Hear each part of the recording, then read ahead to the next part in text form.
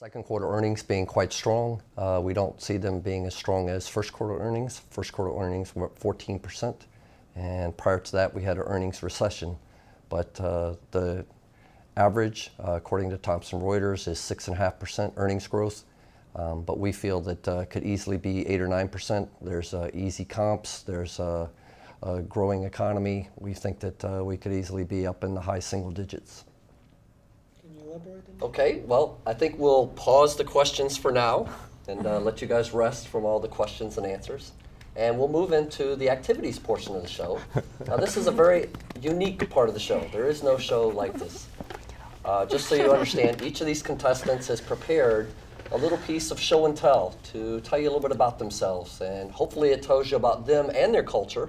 But either way, it's a minute for the rest of the contestants and for you at home to get to know our contestants in a different way. I'd like to say the same thing. I think you guys are all wonderful, and I would pick like all 3 dates. I don't, honestly, but I know I have to pick one. Nicholas isn't off limits just because she picked them. Okay, okay. Relax, relax. Take a breath.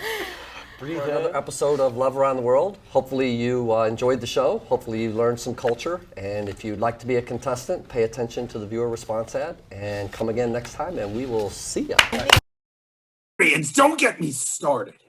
Oh, really? Imagine having your presidency overshadowed by your successor, the great emancipator. Nothing but a bare road lawyer from the backwoods of Illinois, if you ask me. House divided unto itself, malice towards none. 80, all that jibber jabber, nothing but a bag of bones, a beard, and a stovepipe hat. I averted a war.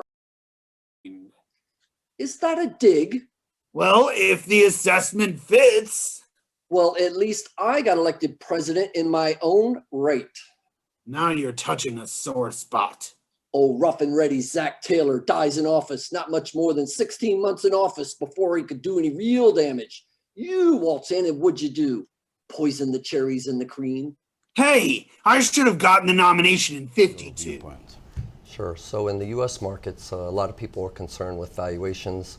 The S&P PE multiple is up over 24 recently, and people are concerned that maybe they've missed the move or they want to wait for a pullback to get invested. But I think people are misguided. I think that it is true that the long-term PE for the S&P, if you go back to 1881, it's like 16.6, so 20 would be very richly valued. Some people say, well, if you start from 1946, which is the World War II era, then they say that maybe it should only be 15. So in both cases, historically, mathematically, it could be a bit rich.